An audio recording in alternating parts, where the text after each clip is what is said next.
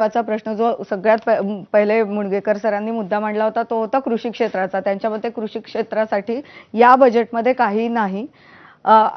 तुम्ही काय सांगाल देवळणकर सर? तुम्हाला काय काय पॉझिटिव्ह दिसतात?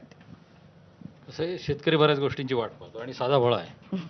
म्हणजे सभानी म्हटलेलं आहे की सादगी तो हमारी जरा देखिए, एतबार आपकी बात पर कर लिया.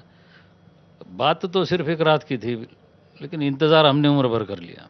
तशी आयुष्यभराची वाट पाहणं शेतकऱ्याचं चालू आहे. पण आम्ही ज्या दृष्टीने पाहतो याच्याकडे दोन महत्त्वाच्या गोष्टी यामध्ये आलेल्या आहेत, तीन आहेत तशा, की कॉटनचा उल्लेख आहे. हे लक्षात आलं नाही की कॉटनचं शेतीला काय बेनिफिट होणार आहे. कारण आमचा असा आग्रह होता पहिल्यापासून की तुम्ही कापसाच्या बाबतीत आम्हाला काही टेक्नॉलॉजी वगैरे शिकवायच्या भानगडीत जाऊ नका. उत्पादन आम्ही प्रचंड केलं. तुम्हाला आधीच सांगितलं मी की 25% जास्त उत्पादन कापसाचं जगाच्या आपलं आहे. त्याच्या महात्मा गांधींच्या नावाने त्यांनी योजना घोषित केलेली आहे. त्याचे डिटेल्स येतील त्यावेळेला पाहावं लागेल. पण त्यामध्ये प्रोडक्शनशिवाय त्याच्या प्रोसेसिंगचं युनिट गावापर्यंत घेऊन जाण्याची जी स्कीम आहे आणि त्याच्यात एक उल्लेख आहे की एंटरप्रेनरशिप डेव्हलपमेंट फॉर विमेन, तेच महत्त्वाचं होतं. त्यामुळे ह्या डिटेल्स ह्याचे आल्यावर पाहता येईल. आणि मार्जिनल फार्मरचाही उल्लेख झाला नाही, मार्जिनल फार्मरच आहे सगळे. आता उरलं काय आपल्याकडं? आता मी सुद्धा मार्जिनल फार्मर आहे, 3 पिढ्यापूर्वीचा जागीरदार. पण दुसरी गोष्ट की काजू आणि कोकोनटचा उल्लेख केला, याला फार मोठं जेनेसिस आहे. तुम्ही एक लक्षात घ्या, या खूप तांत्रिक बाबी आहेत. पण मी थोडा वेळ घेईल तुमचा आणि सांगतो तुम्हाला की जगामध्ये जे काजूचं उत्पादन आहे त्यामध्ये अशा ठिकाणीच काजू येतात जिथं त्याचं फ्लॉवरिंग टेम्परेचर 21 डिग्रीच्या वर राहतं. आणि असे फक्त 2 स्पॉट जगात आहेत. एक आहे ब्राझीलचा ईस्ट कोस्ट आणि भारताचा वेस्ट कोस्ट. त्याच्यामुळे हे महत्त्वाचं होतं की इथं ॲडल्ट्रेटेड काजू आणि थोडेसे इम्पेअर्ड काजू आपल्या काजूमध्ये मिक्स केले जातात. आपला काजू जो टॉप ग्रेडचा एक्सपोर्ट होतो किंवा बाहेरच्या लोकांकडून इम्पोर्ट केला जातो, त्यांच्या काजूमध्ये मिक्स करून तो विकला जातो. त्यामुळे हे जे काजू आणि कोस्टल एरियातले आपल्या प्रॉडक्ट्सचं महत्त्व तुम्ही लक्षात घ्या की सुवर्णयुगामध्ये इथूनच भारतात पैसा यायला सुरुवात झाली होती. याच्यावर जे व्हॅल्यू चेन डेव्हलपमेंट आणि क्लस्टर डेव्हलपमेंटचा अप्रोच आहे तो उत्कृष्ट आहे. याशिवाय शेतकऱ्यांची मागणी होती की आम्हाला पशुधनामध्ये फार चांगला सपोर्ट पाहिजे आणि UPमधून आमच्या प्री बजेट मिटिंगमध्ये फार मोठी ओरड आली होती की डॉक्टर्सची कमी आहे. ह्याशिवाय तेलबिया आणि डाळींमध्ये जो शॉर्टफॉल आहे त्यात एक थोडा वेळ घेऊन तुम्हाला उदाहरण सांगतो. 1984 साली आपल्याकडं 5.5 लाख तेलगाणे होते. आता 10,000 शिल्लक आहेत. एक छटाक तेल आमच्या ग्रामीण भाषेत आपण इम्पोर्ट करत नव्हतो. आता आपण 110 लाख टनापर्यंत उत्पन्न केलं म्हणून सांगितलं तेलाचं, देशी तेलाचं. पण कॉटनचा याच्याशी संबंध येतो. कापसा एकूण एडिबल ऑइलमध्ये देशातलं जे प्रोडक्शन आहे त्यातला 20% हिस्सा कापसातून येतो. आपला 20% कॉटनचं प्रोडक्शन आहे. जे कॉटन स्टॅबिलाईज करणे हे एडिबल ऑइल स्टॅबिलाईज करण्याचा एक भाग आहे. त्याच्याबद्दल वेगळी चर्चा होऊ शकेल. पण ह्या 5.5 लाख तेलगाण्यांवर जवळपास 1 कोटी कामगार काम करायचे. म्हणजे 5-6 कोटी कुटुंब अवलंबून होती. हा तो उद्योग नष्ट झाला आहे. जे मला शेती व्यतिरिक्त एम्प्लॉयमेंट जेव्हा अर्थशास्त्रज्ञ सगळे बोलतात तर माझा आग्रह असा राहील, शेती संलग्न एम्प्लॉयमेंट. म्हणजे फूड प्रोसेसिंग म्हणजे फार कॉम्प्लेक्स गोष्ट का नाही. फक्त ड्राईंग म्हणजे फक्त माल वाळवला, मका आणि सोया वाळवला तर देशाच्या एकूण GDPमध्ये 1 ते 1.5% वाढ होईल. त्यामुळे ह्या प्रकारच्या टेक्नॉलॉजीज याव्यात, सिम्पल टेक्नॉलॉजीज याव्यात. आणि दुसरं महत्त्वाची गोष्ट म्हणजे शेतकरी म्हणून मी तुम्हाला सांगतो की 4 ते 5 हजार वर्षांची स्किल्ड असण्याची हिस्ट्री आपण कुशल शेतकरी हा. त्याचं कौशल्य कोणी ओळखत नाही आहे. ही स्पेसिस एक्सटिंक्ट होऊ नये याची काळजी घ्या. हे जगभराची तुम्ही तुलना केली तर हे लोक शेती करायला लागले कधी? इस्रायल आणि अमेरिका. आपल्याला 5,000 वर्षाचा इतिहास आहे. बेसिकली काही पॉझिटिव्ह तुम्हाला या पॉझिटिव्ह आहेत नाही. ह्याच्यात कसं आहे की आम्हाला डाळीच्या आणि तेलांच्या इम्पोर्ट पॉलिसीवर, कांद्यासारख्या पिकांच्या पॉलिसीजवर, त्याचे MEP मिनिमम एक्सपोर्ट प्राईसचा प्रचंड अभ्यास करून 17 साली एक सर्क्युलर निघाला प्रभूसाहेब कॉमर्स मिनिस्टर असताना. आणि ऐन इलेक्शनच्या वेळेला तुम्ही कांदा म्हणजे ते इम्पोर्टची गोष्ट केली, त्याचे काय परिणाम झाले सगळ्यांनी पाहिले. त्याचा शेतकऱ्यावर काय परिणाम झाला तो बघा, त्याच्या मानसिकतेवर काय परिणाम झाला. तुम्ही इतर ठिकाणी त्याच्यात UPFचा उल्लेख आहे विशेष, म्हणजे अल्ट्रा पॅक फूड्स मानसिकतेवर परिणाम करतायत. दुसरी गोष्ट तुम्ही मानसिक आरोग्याबद्दल बोलताय, शेतकऱ्याच्या मानसिक आरोग्याचा विचार करता.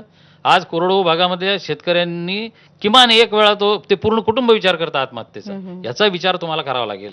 आणि म्हणजे काही पिकांचा काही गोष्टींचा विचार झालाय, मात्र जो दूरगामी परिणाम करणाऱ्या गोष्टी आहेत त्या बजेटमध्ये हे येणार नाही. हे कॉमर्स मिनिस्ट्रीचा भाग येतो, एक्झिम पॉलिसीचा भाग येतो. आपण आजच्या बजेटवरच हे करूया, कारण आता काय मिळालं आपल्याला हे आपल्याला लोकांना समजावून सांगायचं. बजेटमध्ये उल्लेख नाही, त्या गोष्टी सुटून जाऊ नये त्याची काळजी आम्हाला वाटते. आणि बजेट त्या सुटून जाऊ नये याच्यासाठी आपल्याला आता हे सांगायचंच आहे सरकारला. पण जसं मुणगेकर सरांनी म्हटलं की नथिंग बट एम्प्टी बॉक्सेस, तर आता मला असं वाटतं की विश्वास पाठक सरांनी ओव्हरऑल जे काय आक्षेप आहेत बाकी सगळ्यांचे पॉझिटिव्ह पण आहेत मात्र काही निगेटिव्ह, तर त्याचं उत्तर फिशरीजच्या बाबतीत तुम्हाला सांगतो की इंग्लंडचं जगावर राज्य राहिलं याचं कारण त्यांची फूड सिक्युरिटी फिशमधून येत होती आणि फिशमध्ये सुपिरियर असल्यामुळे त्यांनी जगावर मात केली.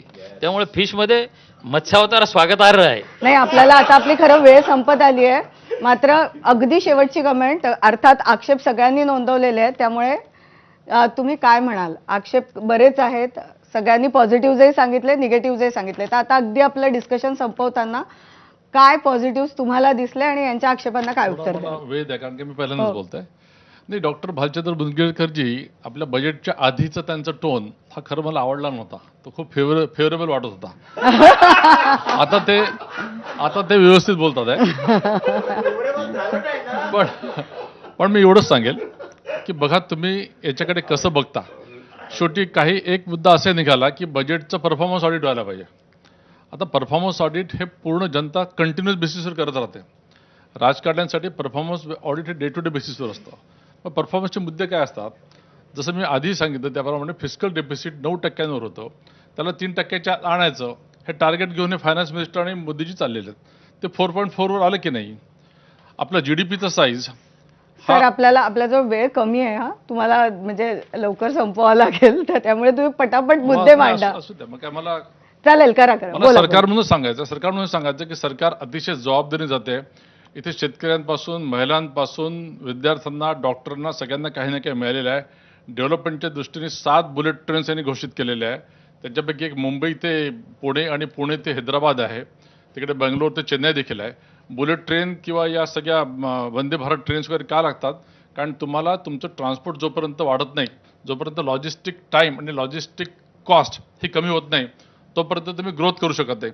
त्याचप्रमाणे एक मुद्दा सांगू इच्छितो की 2 डेडिकेटेड फ्रेट कॉरिडॉर या सरकारने चालू केले आहे, जे नॉर्थमधनं एक बंगालकडे जातो, दुसरा साऊथकडे जातो.